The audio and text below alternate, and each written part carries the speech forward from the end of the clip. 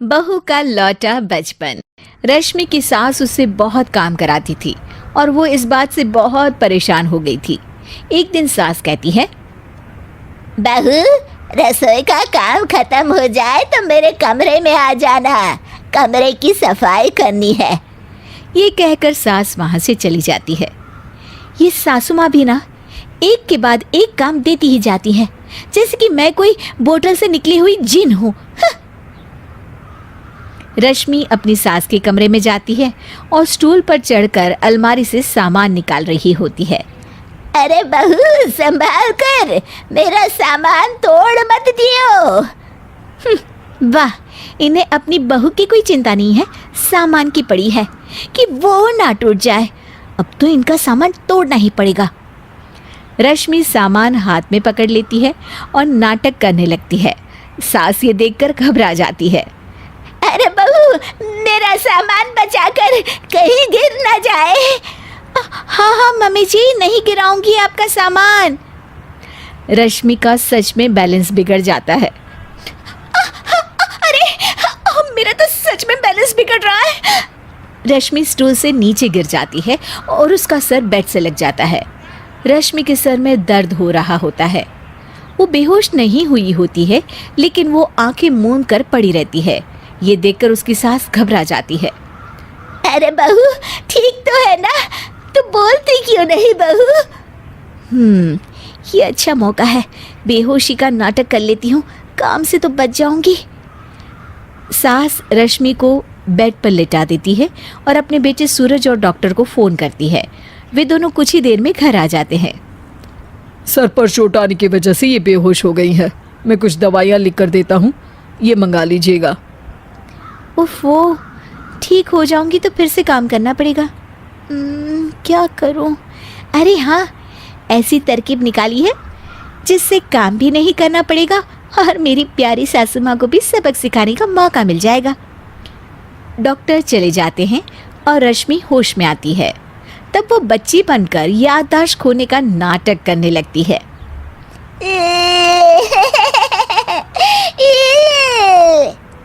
अरे बेटा, ये बच्चे के रोने की आवाज कहाँ से आ रही है?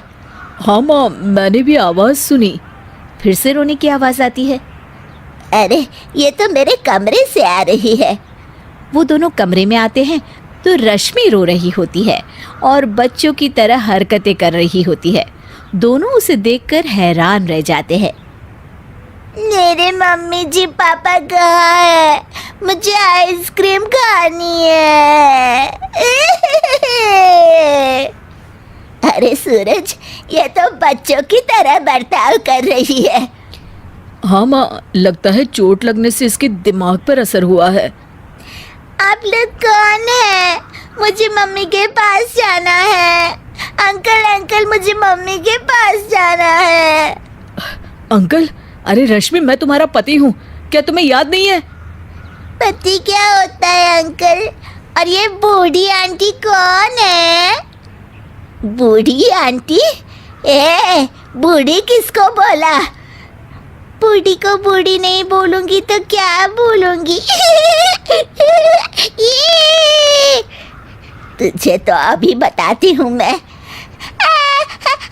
बूढ़ी आंटी, गंदी बूढ़ी आंटी, गंदी बूढ़ी आंटी। मैं कल ही डॉक्टर के पास लेकर जाता हूँ रश्मि को। अगले दिन सुबह रश्मि की सास सारा काम खुद करती है और ये देखकर रश्मि को बड़ा मज़ा आ रहा होता है। अरे वाह, इस नाटक में तो बड़ा ही मज़ा आ रहा है। चलो थोड़ी और सेवा करवाते हैं सासू माँ से। आंटी, मुझे ना भूख लगी है। अरे इतनी देर से मेरा सर खा रही है, तेरी भूख नहीं मिटी। अब क्या खाना है तुझे? मुझे चॉकलेट शेक पीना है। अरे मुझे नहीं आता चॉकलेट वाकलेट शेक बनाना। मुझे चॉकलेट शेक चाहिए, मुझे चॉकलेट शेक चाहिए। अच्छा, मेरी माँ चुप हो जा, लाती हूँ बनाकर चॉकलेट शेक। रश्मि अपनी सास से खूब काम करा रही होती है और अपने नाटक का जमकर फायदा उठा रही होती है। रश्मि पूरे घर को बार बार गंदा कर देती है और उसकी सास बार बार सफाई कर रही होती है। ए बहू, तुझे समझ में नहीं आ रहा?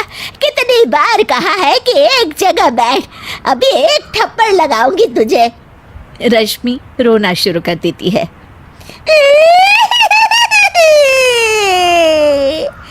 अरे अच्छा बाबा, माफ कर दे, मत रो। तुझे जो करना है कर, पर रो मत मेरी माँ। रश्मि अपनी सास की नाक में दम कर देती है। कुछ देर बाद सूरज फिर से डॉक्टर को लेकर आते हैं और डॉक्टर पूरी तरह रश्मि की जांच करता है। मुझे लगता है कि इनको हॉस्पिटल में ले जाकर स्कैन करना होगा, तभी कुछ पता चल पाएगा। बाप रे, मर गई। ये तो हॉस्पिटल ले जाने की बात करने लगे हैं। नहीं नहीं, मुझे हॉस्पिटल नहीं जाना। नहीं नहीं, मुझे हॉस्पिटल नहीं जाना डॉक्टर अंकल, गंदे अंकल, मुझे नहीं जाना। डॉक्टर तभी एक इंजेक्शन निकालते हैं और रश्मि को लगाने जा रहे होते हैं। नहीं नहीं, मुझे इंजेक्शन मत लगाइए डॉक्टर, मुझे इंजेक्शन से बहुत डर लगता है। मैं तो नाटक कर रही थी, मैं बिल्कुल ठीक हूँ। डॉक्टर और रश्मि की सास और पति एकदम दंग रह जाते हैं और रश्मि के इस नाटक का हो जाता है दी एंड।